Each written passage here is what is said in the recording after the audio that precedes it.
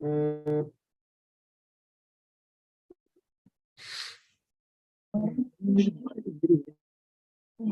are about to go live in about a couple of seconds. I'll just confirm it to you.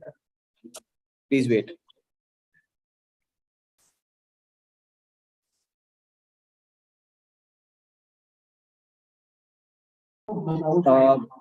Vikram, we have gone live now. So over to you, please. Thank you. Thank you. Thank you so much for that, Sandeep. And it's a great pleasure to be here. This has been a subject of some debate and discussion for a while. GDP, is that really the right measure that we should be considering when it comes to judging national well-being, to judge whether a country is doing well or not? We all know that GDP growth is important, but is GDP growth enough? Is there something else that needs to be done when we are measuring progress and well-being? That's the subject of this special session. For the next 1 hour, we're going to be listening to 4 of the experts in this entire field. And I'm going to just start off by welcoming all of them. Rupa Dutta, Principal Advisor, Department for Promotion of the Industry and Internal Trade. She's an Indian Economic Services Officer, 1986 batch. She's been working at the Ministry of Commerce and Industry as Principal Advisor, DPIIT, having worked in many other departments already. Essentially, she looks at providing critical inputs in critical policy related to industrial development, a release of relevant data pertaining to price indices of industrial production, so on and so forth. And in general, DPIIT in the government of India has been doing some sterling work in easing doing business. And ease of doing business is one way in which you can both have a slightly better quality of life for those who are industrialists and entrepreneurs, and at the same time also boost GDP. So great to have you with us, ma'am. Dasho Ura is the Executive President of Center for Bhutan and GNH Studies. Gross national happiness, I think, is a term that was coined in Bhutan and has really got a lot of attention. That should you worry about national happiness or should you worry about GDP alone? And he's, of course, one of the experts in doing this. He's been a member of the Global Happiness Council at UAE, the World Happiness Report. He's been associated with that. His publications include 2 volumes of the Unremembered Nations and Hero with 1,000 Eyes, among many others. Dr. Miles Kimball holds the Eaton Chair in Economics at the University of Colorado, Boulder. He's the Emeritus Professor of Economics and Survey Research of the University of Michigan. He's a Research Associate at the National Bureau of Economic Research and a Faculty Fellow at the Institute for Behavioral Genetics at the University of Colorado, Boulder. His most important current research efforts are developing the principles for high-quality national well-being indices and mapping out the implementation of negative interest rate policy when negative rates are actually called for. So great to have you with us. What should be the national well-being indices? That's obviously something we're going to be talking to you about. And finally, Dr. Dan Hebron, who's the professor of philosophy at St. Louis University. He's a Theodore R. Vitali CP professor of philosophy at the St. Louis University. His research focuses on ethics, on psychology, political philosophy, and particularly issues of well-being. And he has published numerous articles in these areas. In 2015, he was awarded a $5.1 million grant for a 3-year project, Happiness and Well-being, integrating research across the disciplines, and that was funded by the John Templeton Foundation and by the St. Louis University. He is the author of The Pursuit of Unhappiness, the Elusive Psychology of Well-being, and also of Happiness, a very short introduction. So as you can see, just the right panel to tell us how we should be happy, how we should drive well-being. And yeah, does GDP come into it or does GDP not come into it? Rupa, I think you want to just start off first before we certainly look at a lot of the others who've done a lot of work on well-being and happiness and what that takes. You have been primarily also driving GDP growth. Your take on that? Thank you, Vikram, and many thanks to CII and all other esteemed panelists. It is an honor and pleasure for me to be in such exalted company. And while I would say my piece, but I'm really looking forward to hearing from others. And I mean, it would be a great learning for me and all of us, I think, in the audience. So I would, let me start by giving a little bit of a bureaucrat's perspective for the GDP. So I would like to mention that, GDP is a comprehensive measure of well-being, and it has a long economic history. The idea of having GDP growth is one of the main targets of economic policy. Broadly, we all know GDP represents the market value of all goods and services produced in the year, including consumption, investment, government purchases, private inventories, and foreign trade balance. The real GDP growth, even till now in our country also, and is used to project a country's overall economic health, I would say. When we get these GDP growth rate projections by various agencies, including IMF, World Bank, and if there are improved projections, so we are very proudly saying that our economy is doing well vis-a-vis maybe the other economies or maybe the entire world, especially in the post-COVID scenario.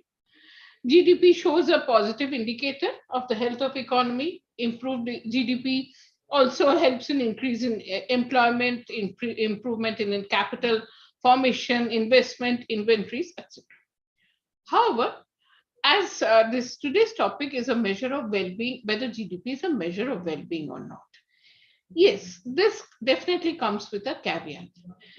Many economists argue, and I'm sure the other panelists who have done extensive work in this area would be able to tell us, that GDP is a measure of output and not welfare. People's welfare does not depend on the size of GDP, because some of the issues which are not incorporated in GDP measurement is loss of environment quality, no consideration on leisure, income distribution of population. This is very important point.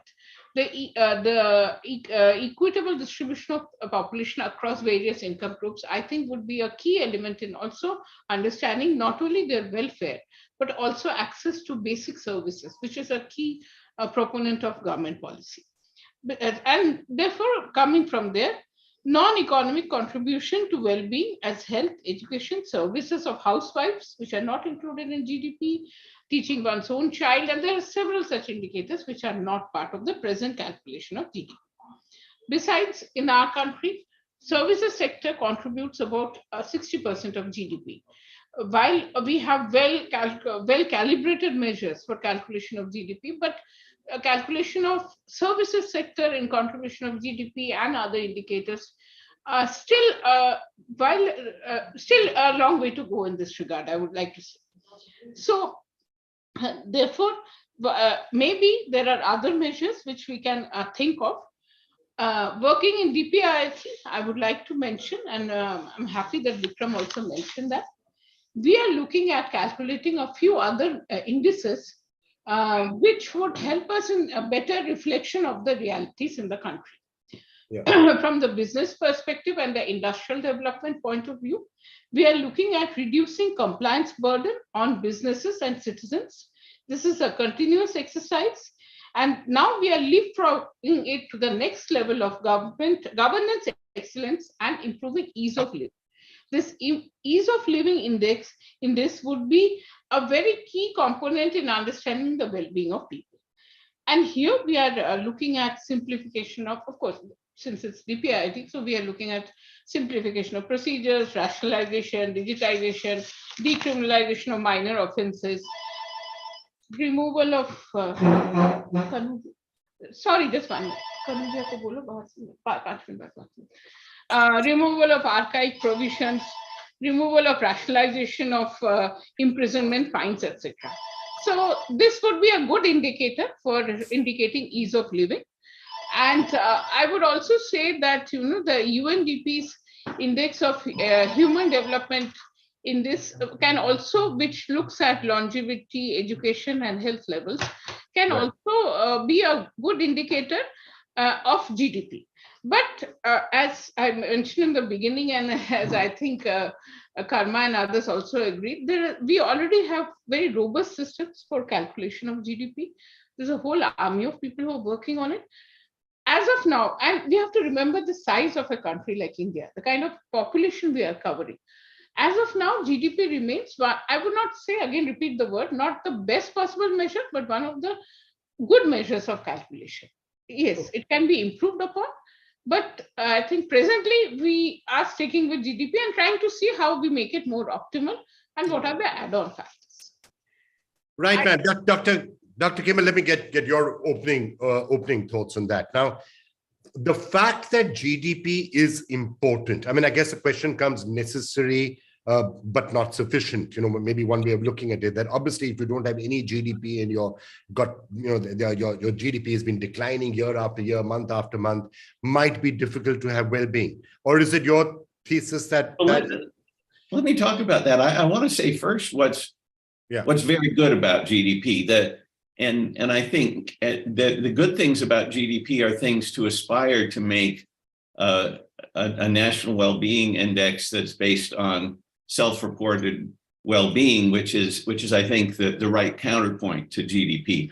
GDP is done in a very professional way. There's a lot of resources and time put into constructing it, and it's done in a way that's apolitical. Obviously, there are a few exceptions we notice around the world, but in general, GDP is done in an apolitical way, so it becomes a way to judge the performance of political leaders. I think that's all very important. And so what our team, Dan Benjamin, Ori Heffitz, Kristen Cooper, John Anjou, and I are looking for opportunities to work with governments to develop the national well-being indices based on self-reported well-being that are at the same quality level as GDP. And so let me talk about what that would look like.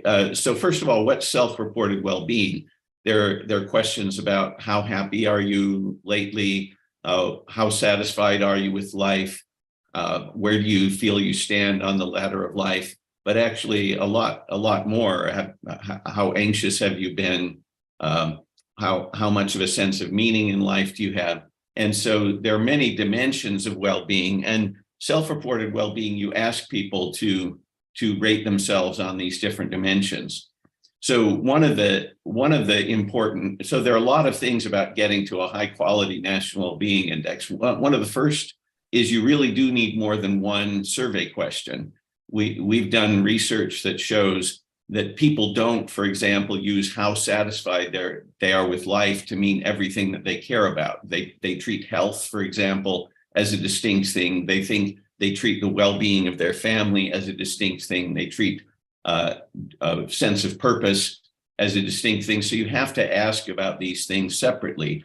Then you need to ask people how important each of those things are for them, so you can put them together. Because as one other important aspect of GDP that's very good is there's one of it. And so if you have 10 different measures in a dashboard, which some people recommend, then politicians can cherry pick and they can say, oh, I'm doing well on this one, even though I'm doing badly on this. So I think it would be great to have two measures. You have GDP, and then you have a measure of national well-being based on self-reported well-being. So then you put together these different dimensions.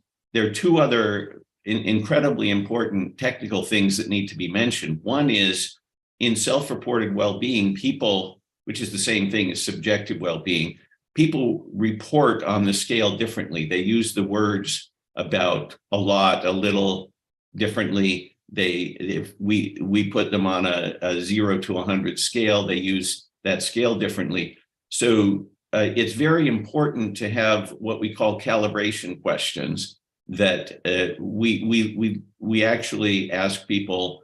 We give people stories and say, how would you rate this person on their access to information? We also ask very basic things like, on a scale from 0 to 100, how blue is this circle? Yeah. And that helps us know whether there's somebody who's using high numbers on the scale and low numbers on the scale. That's actually very important. And so in the immediate future, one of the key things we want to advocate is that people who are collecting data on self-reported well-being should always make sure to collect several calibration questions. And the final thing that I want to emphasize is something that Rupa was talking about. you need to, if you want to be serious about inequality, you need to actually use the modern welfare theory to combine things across people. And so that's a very interesting and important thing to do. The good news there is that there's a lot of consensus about how much inequality aversion, how bad we should treat inequality as. So I've led a survey where we asked people about their intuitions about how quickly the value of $1 goes down as you have somebody richer. And there's actually a surprising degree of consensus. And it says that people think that inequality matters a lot. So you have to make sure to deal with that. And you need to build that on a foundation of modern welfare theory that allows for different people thinking of different things as important. Okay, that's really interesting. So you're saying inequality is important. So therefore, even if you're doing much better, if your neighbor or there's a billionaire out there who's controlling the world, as increasingly seems to be happening, that does affect your well-being, even if your overall GDP is going up. That's what the research is showing. Well, there is a lot of discussion about making comparisons with other people. I'm not even saying that. I'm simply saying that a dollar is worth more to a poor person than to a rich person. And one of the things about GDP is it doesn't even try to account for that. In GDP, a dollar is a dollar is a dollar. Whereas if you want to dig deeper into national well-being, you would think that a dollar in the hands of a poor person was worth more.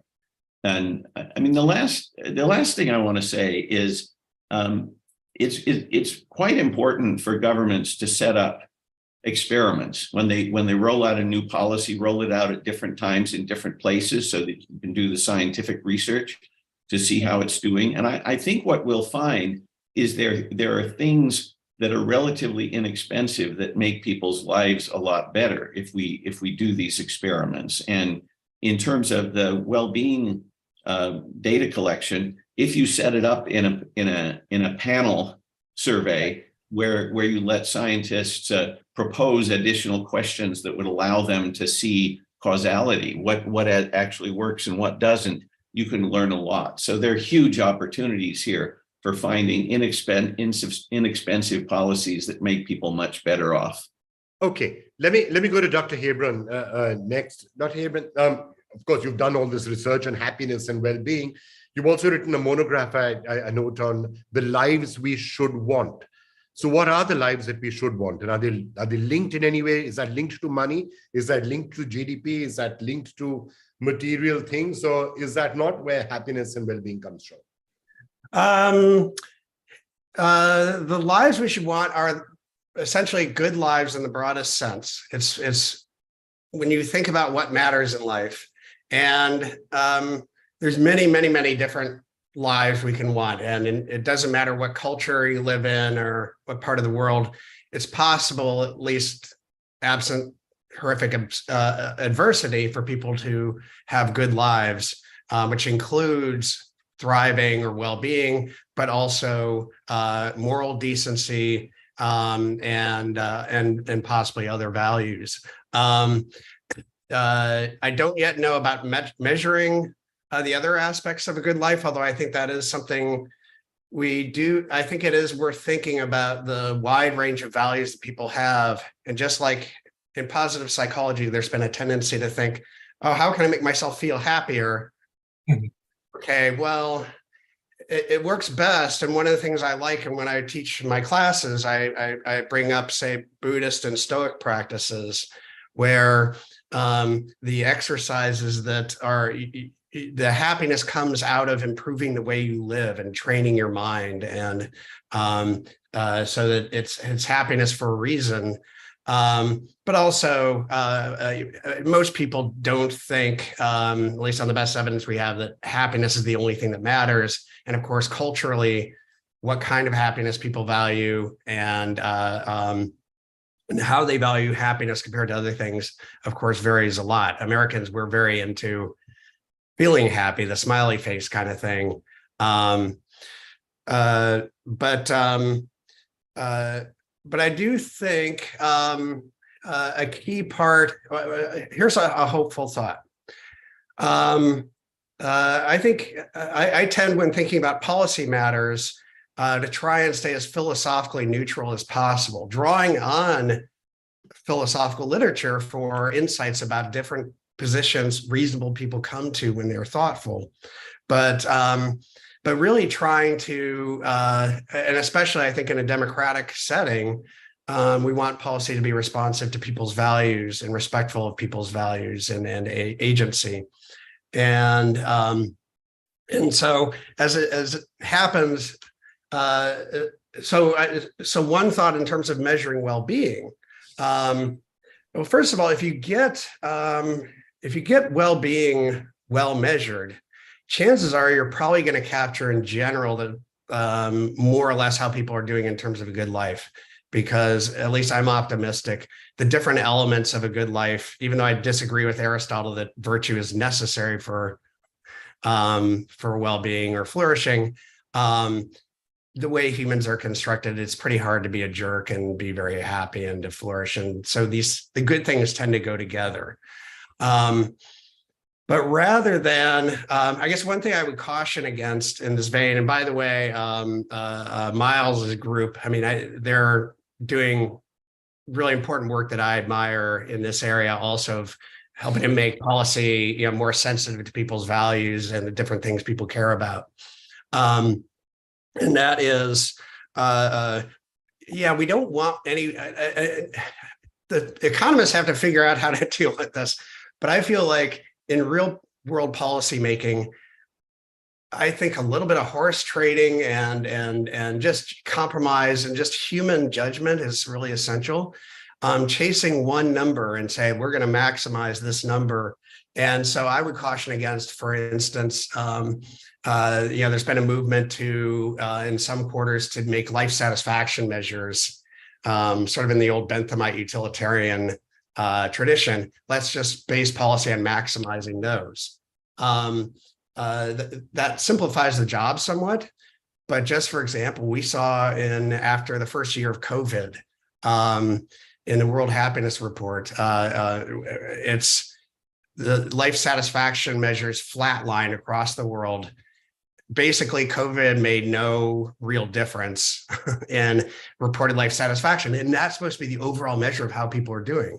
And it just, the most likely thing is what we already know happens sometimes is when you wake up suddenly in a horrible new planet that's got this virus, your ideas about what to expect from life and what's satisfactory are going to shift. And so people wake up on this planet that now is COVID, and they're like, well, at least I'm alive and my family's doing okay. So I'm doing fine, but my life is actually much worse than it was last year, but it's not registering in that. And that's just one example. Now, there's no measure that's perfect, but I think having a range of measures, including, I think identifying things within the citizenry that are everybody could recognize are key hallmarks of well-being. Like when psychologists told us that it's futile to try to be happier, just like trying to be taller, which is just nuts. Well, what is the difference between a good and a bad marriage? The difference between a good and a bad job? The difference between not being able to pay your bills or having a sick child that you don't know, a family member in trouble, stressful situations like that. So having a range of measures, not just subjective well-being, but also measures of relationships, of rewarding occupation, of common stressors, could be really helpful in giving the public a better picture of how we're doing.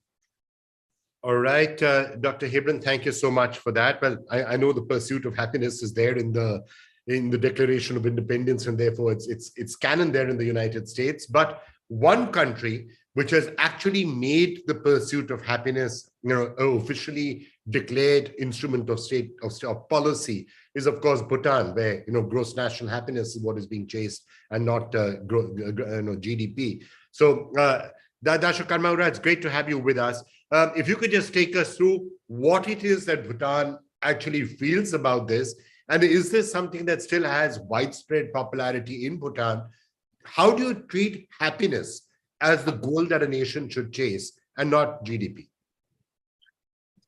Thank you, Bikram, and great privilege to join in this panel you are convening. Our panel is measuring prosperity beyond GDP.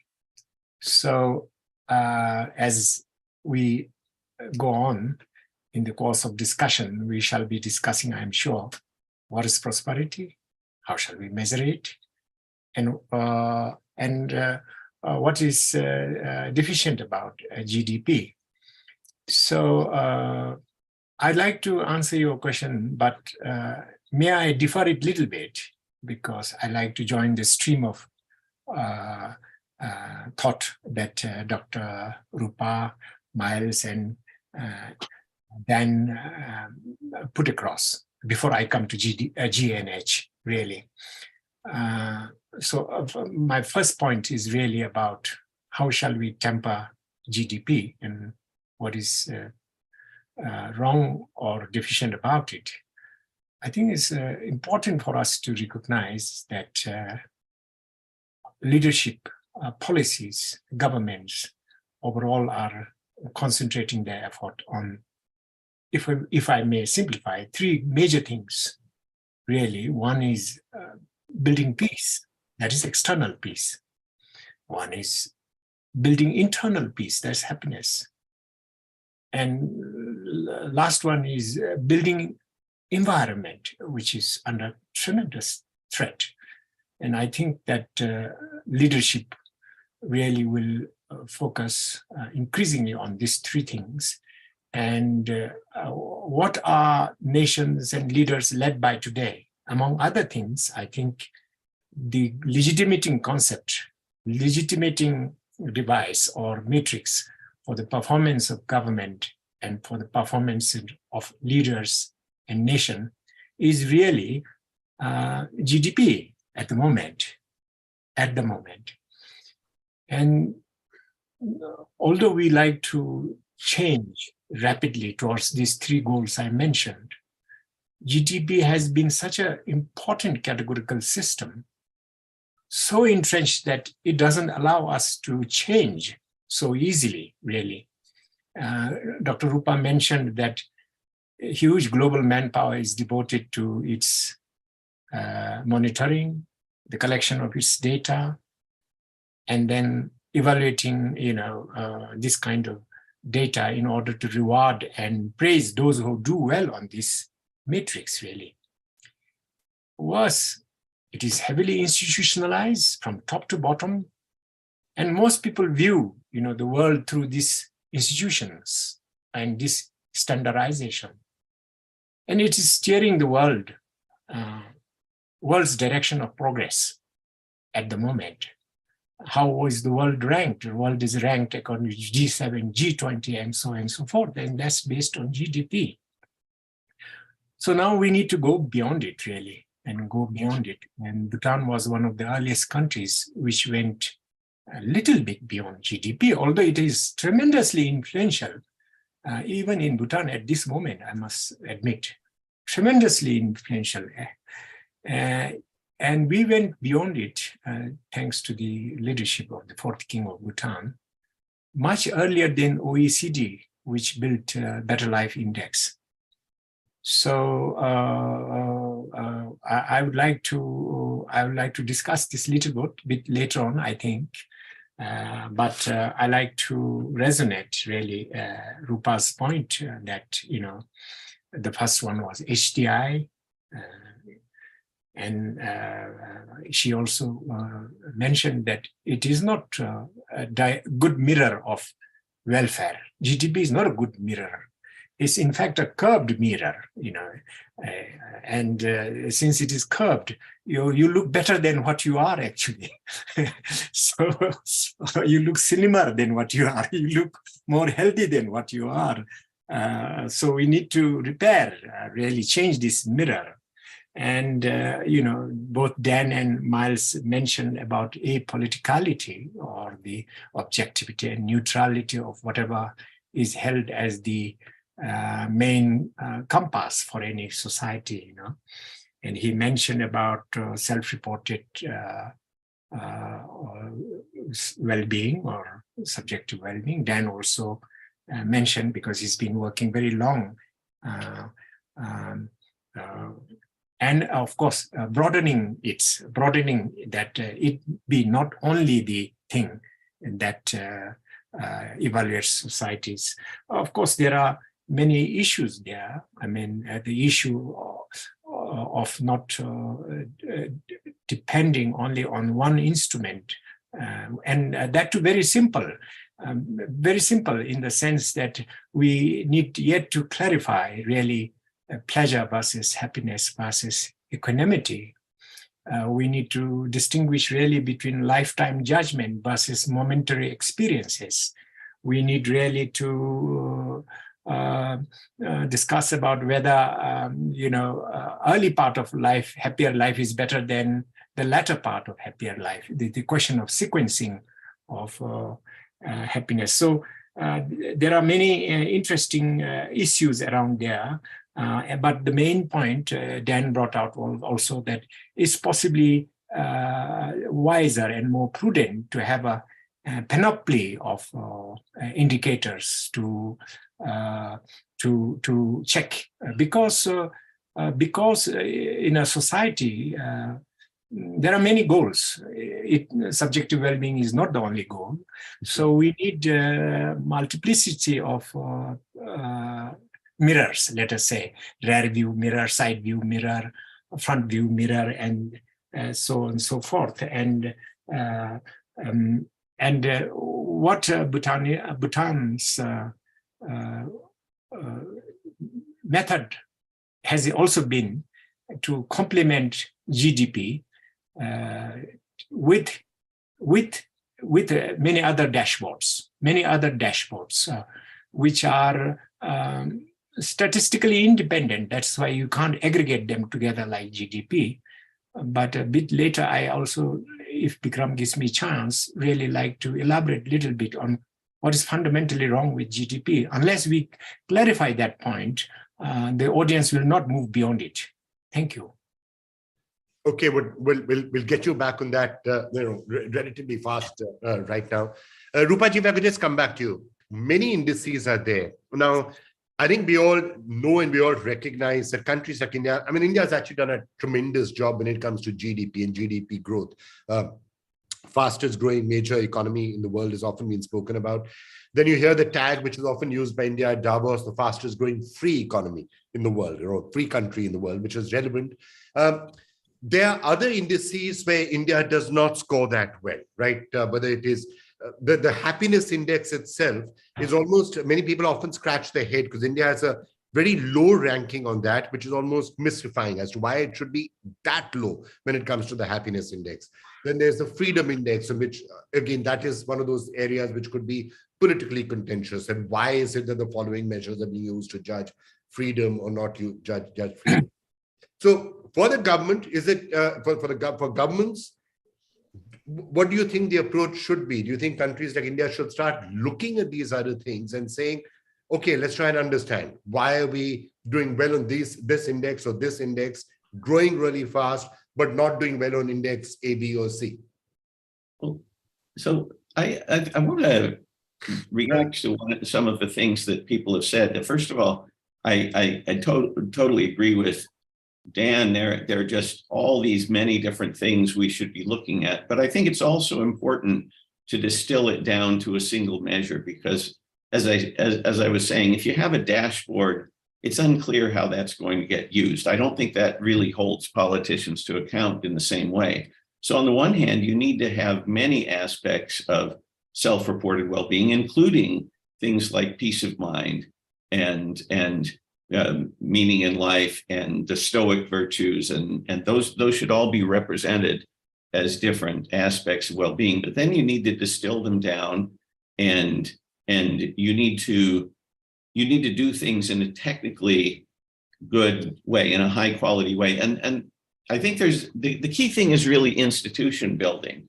We have national statistical agencies that construct GDP. You're going to need to have a piece of the National Statistical Agency that's devoted to creating a national well-being index. And if you had a piece of the agency that had 5% of the budget that's used to generate GDP, you could do a very, very high quality index, and we would learn a lot. And you would, on the one hand, you want to have one measure at the end that holds politicians to account. But when you're doing a measure based on self-reported well-being, because it's based on surveys, you're always guaranteed to get measures for different subgroups and for different dimensions, for different aspects of well-being. So you'll be able to break it down and see, oh, if national well-being did badly, what was going wrong? What group was suffering? What aspect of well-being was doing badly? So you need so you can go back and forth, but I think you need that headline measure. You've got GDP, you've got your National Well-Being Index. That really focuses the public's attention, that gets into the news. And then when you want to know what's happening, you can drill down and see what needs to be improved. Right. Rupa ji, your sense of what's happening in India right now, is the focus only largely on the GDP and the GDP growth, or are some of these other indices also being looked at very closely? Firstly, I would like to thank all the other panelists. It was extremely interesting and enlightening to hear so many professionals and experts talking about this issue. And sir, I agree, GDP is a mirror which makes us look much better. But we need a lot of other mirrors. And I also agree with what Dan and Miles have said. See, what I would mention from, yes, looking at different indices is important. But before that, I would again approach this problem from a policymaker's point of view. So for a policymaker, what we would need is objective measures, calculation of happiness, well-being. These require, as has been mentioned, require a lot of calibration, and this becomes a subjective measure. So it depends on the kind of sample, and again, repeating, the country of India's size. So the kind of sample you have selected, people you are talking to, the kind of income group they are in presently, or even in the frame of mind at that point of time. So these are very subjective measures which are very relevant, no doubt, in today's world, especially in the post-COVID scenario, when there are so many other different changes happening. Yes, looking at overall happiness, overall well-being, looking at education, environment, which is a very critical measure, but probably more easily measurable. Education, health, and longevity more easily measurable, but other components of happiness from a policymakers' point of view may not be so easily available or measurable or widely accessible across income groups, regions, and population. So as it was mentioned, if there's a common metric in which we are looking at, GDP still seems to be a fairly good measure. But what we are looking at is, yes, probably GDP plus, where we add a few more indices. Like I said, I gave an example of DPIIT. We used to look at ease of doing business. Now we're looking at ease of living. So we are, adding on to the present in this and see how we can, not only business, but it's overall improving ease of living. So GDP plus is something which we need to work on, which we need to aspire to. But there would be a lot of hurdles which we'll have to, like it was said, that if we have a national well-being index, we'll probably have to think this through, see what are the aspects, how we collect the data, whom all we are looking at, and then move it ahead. It is a very good aspiration and goal to reach, but there would be certain hurdles which we would have to preempt and think through before we move towards those things. All right. Dr. Hilbrand, I just wanted to ask you, before I come to the specifics around gross national happiness and other questions which are now starting to come from the audience as well. I just wanted to ask you, if you had to look, if you have kids, a kid will tell you at the age of 18 or 19, I want to be happy in my life. Do I really have to go and get a job? I want to do things that make me happy. Then you grow a little older and you say, no, you've got to get a job, you've got to get a degree, you've got to make a certain amount of money and the rest of it. Based on your research, I'm just curious, what actually contributes to happiness? Is it material well-being? Is it money? Or is that the case that you need a certain amount of money and after that it's not there? Is it family? Is it values? Is it, spiritual bonding? What is it that makes people happy? So I think when you look at the literature, there's no like one single way of drawing up the list, but to spare all the complexities, I would say the most important thing is good relationships, and there are lots of facets to that. Social time spent with others. One of my favorite items in Bhutan's G&H survey is, if you had a health problem, how many people could you count on to help you? The answer in Bhutan was a much higher number than I think you'd find in the United States, where loneliness is a huge problem.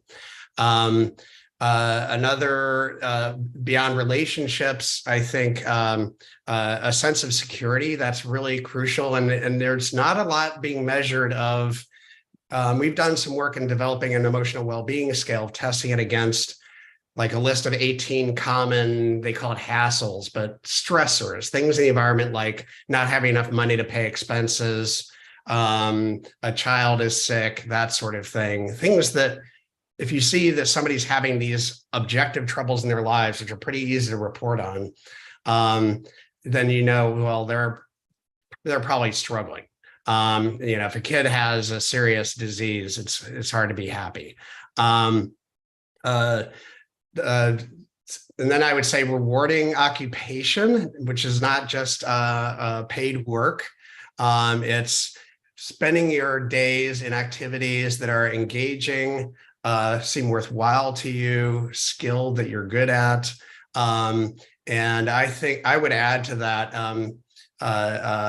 where there's some measure of autonomy or control, but of course, how that's understood varies a lot culturally. And then finally, the last part of it, there's the internal part, your outlook, your values, your character, and mind training. It's your skills for handling adversity, and that can be developed. And most of these things, one thing that's important is you have control over a lot of it. But a huge amount of it is like the social part of it is it's a group project. It's your social environment. And this is where I think building where I live, the problems we face are very different than in many parts of India. But like where we could scale back our incomes and consumption a good deal and actually be better off simply by reconfiguring our communities to be less car dependent, where we actually have communities in places where I live right now. There's no real town. You drive everywhere. It's massively wasteful. And we could consume less. We could actually, in a way, maybe, anyway, even with less GDP, we could get a better quality of life and with fewer destructive effects on others. Right. Dasho, a lot of people are sending in questions, wanting to know how Bhutan measures, gross national happiness. We heard some of the points being made by Dr. Haber. I think that's very well put also, that in some of the areas, I can see why countries like India and Bhutan would do well. Relationships, having people around you, having family and community ties, right? Having people to fall back on. It's in place in parts of Asia. That's a very strong, enduring thing. But day-to-day stressors could be really high. Environment problem and choking on the air, as you can see from the fact that I'm coughing so frequently, it's a real problem in parts of India. When you're measuring gross national happiness, what are the things that you put into it, and how are you measuring? Yes. Once again, I like to join the stream, so to speak. So Dr. Rupa was mentioning that there's need for GDP plus other indicators in indices. But I would like to say that even without doing that, GDP itself needs to be overhauled, really, if it has to go on. It's not technically perfect. It's a very misleading system of aggregation. And Dan brought that out very well. And this is corroborated by very good research in the United Kingdom, where they took an account of the time people give freely in terms of voluntary work, caregiving, household work. And can you believe it? It came to 56% of the GDP, 56%. And we found in Bhutan, it is roughly about 26% of the GDP. So that is how much non-market good or service in this case is being excluded from GDP. And if you are not cognizant of that, decision-making makers will be hugely misled.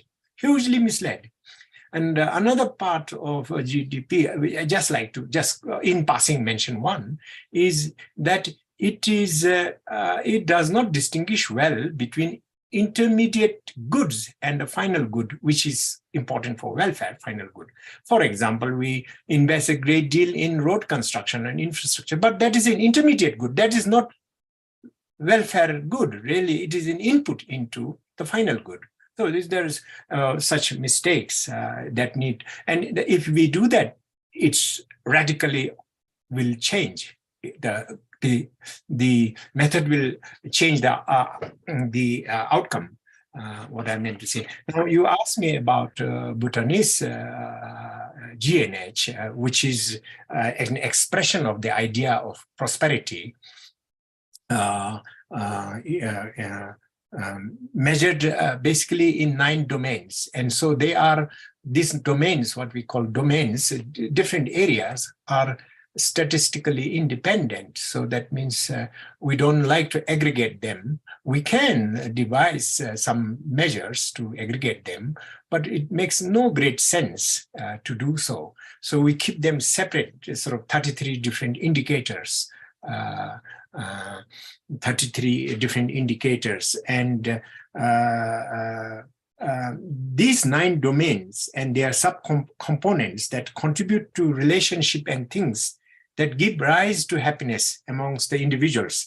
What are they? They are psychological well-being and its subcomponents, community vitality, Dan mentioned, and its subcomponents, cultural diversity and its subcomponents. Very important one, balanced time use over 24 hours. That itself is a major sort of a way of managing your well-being and happiness. You find out the result very soon. If you don't spend yesterday very well, its effect, negative effect is immediate today. At least in my case, I learned. Education and subcomponent, health and subcomponent, living standard, which is 100% related with GDP, and good governance and ecology. These are the 9 areas. Now the indicators are used for governance of the country as weights in distributing budget to local governments, as criteria for policy screening, as points for future planning of 5-year socio-economic development plans, and many other uses. I don't think I have time to go through the sort of explanation of these 9 domains, but should I, Bikram, should I say what are the key principles in calculation? Perhaps very briefly, if you could just sort of give us the gist of it. Yeah, GDP calculation is rather easy. You see, rather easy once the thing is set up. There is no great complication. Gross sort of just 3 or 4 methodological thing and plus minuses, and the amount of money a government spends on estimation of GDP, even if 5% of 10% of that money is allocated to the real well-being indicators, we would get ahead quite a great deal in straightening society's direction. I think in terms of calculation of G and H or any other indicators, I think 5 questions are very important. I think this is for consideration of India also, and they are not such complicated, much more complicated than GDP. But if you allocate I challenge even 5-10% of the money given to estimation of GDP, we will get there. The first issue is really to settle the question of what should be valued in a society. GDP values market transactions. Anything that falls out of market is blind to it. So that's the first thing. We have to consensus, have a discourse on what shall we value. Second question is, should we quantify that or not? Should we quantify that or not? Miles mentioned quantification of subjective well-being. I myself have little bit, I would like to have it as one of the 144 questions in GNH. Only 1 out of 144. So its weight is very low in GNH, really. It's not the dominating or the leading issue at all. Because I see certain constraint and problem. And the biggest problem about it is that it does not offer you any notion of causality. For policy purpose, causation is very important. We have to know what is the cause. Yeah. So in considering other indices, the second question I should mention is the quantification one. Should we do it? And if we do it, should we monetize it, or should we directly measure some kind of non-monetary way, in some non-monetary way? We have two options. The third question is then, should we aggregate these values which have been collected either in a monetary way or non-monetary way? And the fourth question is, should we weight them? How do we give them some ranking? If they are not possible to be combined by one value, then we have to keep them separate. So if something is not comparable, then they are truly different. Right. So the last question is, of course, what is the frequency, and for whom are we producing? Is it for society? Is it only for government? I think it is for both government, communities, and individuals. Right. So these are some general principles. I think you posed 5 really critical and really crucial questions. I want to quickly take them to the other panelists. I think we have about 7-8 minutes left on this session. So, Dr. Kimball, let me throw those points to you. I mean, we just heard from Dr. Heyman that some of these issues are probably bigger contributors to happiness than, just monetary well-being. Yeah, I'd love to talk about that. So, first of all, I don't think my difference with karma is as big as he's describing it, because we're everything that is in gross national happiness should be in a national well-being index. So you need to have some name for how you put it all together. Second of all, I think at the end of the day, you have to combine it into one thing, because you have to make decisions. You have to say, as a matter of policy, are we going to go left or are we going to go right in this particular instance? And so you have to make trade-offs. And so the way we approach that is you have different aspects of well-being, and everything that's there in gross national happiness is an aspect of well-being. We ask people in the surveys to make trade-offs between them. Do you care more about this, or do you care more about that? So you're not having to make arbitrary decisions in order to combine them into one index. You're basing it on these very difficult, in principle, difficult decisions that the people in the nation make between these different things. I think, as to one of Dr. Rupa's points, I think as a practical matter, you have to use self-reported well-being for things. So take something like how good people's experience is at work. Maybe 30 years from now, after a lot of research, you could imagine knowing exactly what objective things go into a good experience at work. But I think as a practical matter, we have to ask people now at this point what their experience at work is like. And I think the situation is a little better than you might think. When we talk about subjective, and a big part of when people take subjective like that's a bad thing, a big part of their intuition is these differences in scale use between people. People use words differently. They use high numbers, they use low numbers, and that can be fixed. And so once you fix that, self-reported well-being is really a much more solid, much more objective than you might think. I'm not saying it's all the way to being as objective as you'd like. I mean, objectivity is an aspiration, but it's actually a much more objective than because compared to people's intuitions of how do I know what this person is saying? Well, you can actually figure out how different people talk. Okay.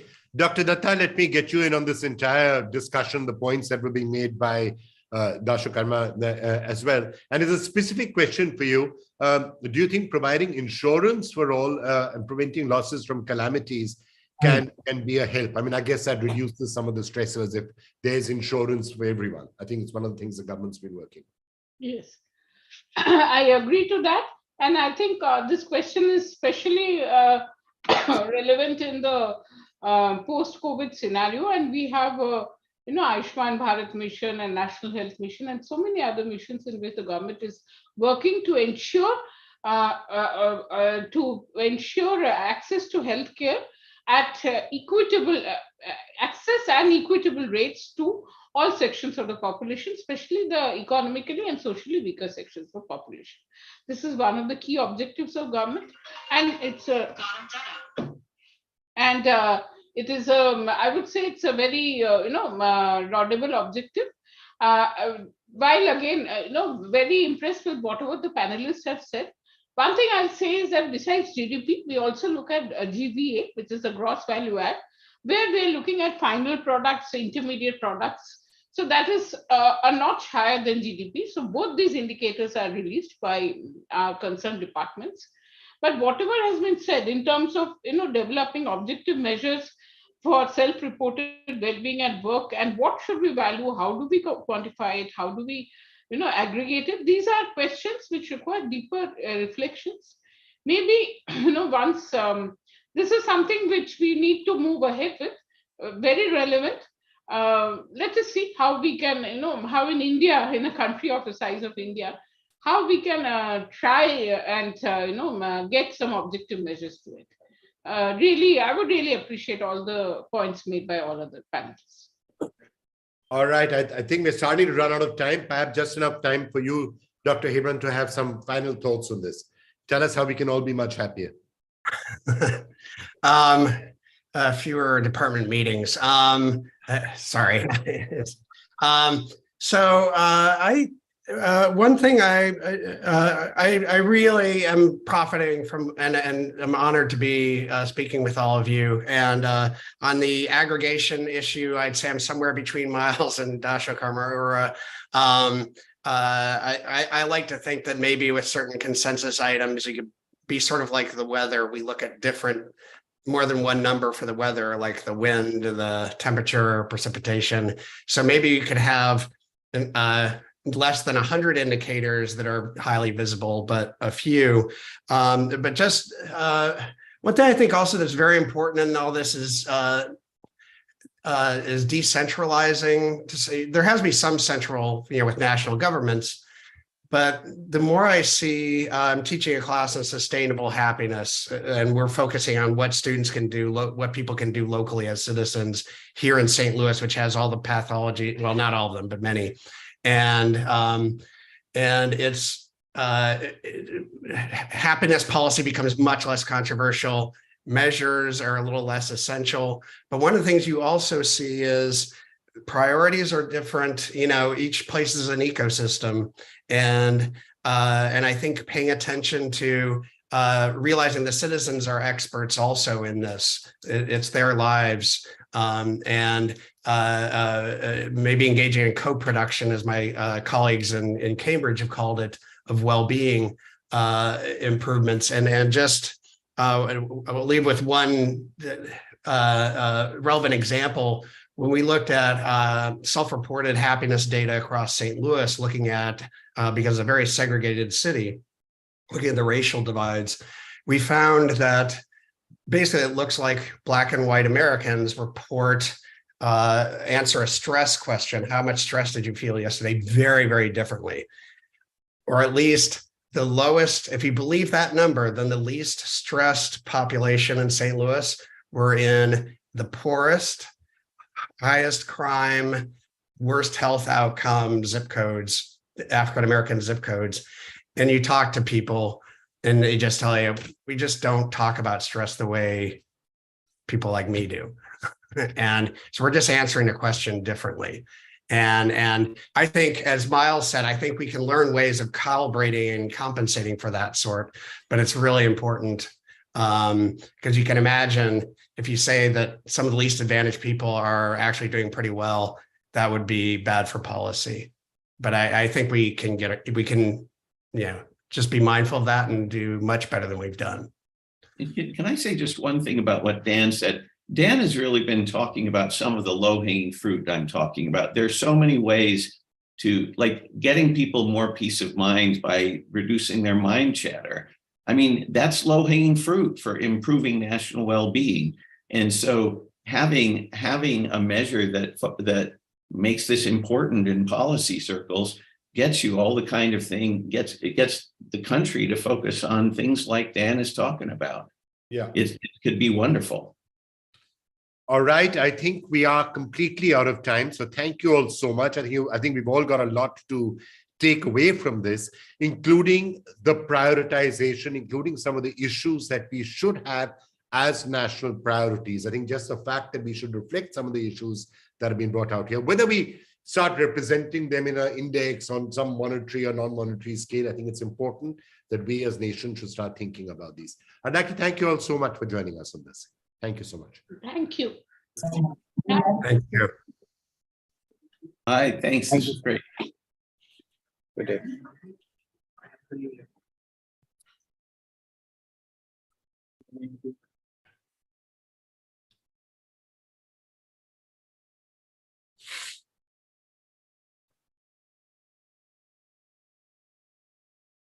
Ravinder, how do I switch this off now? Yes, sir.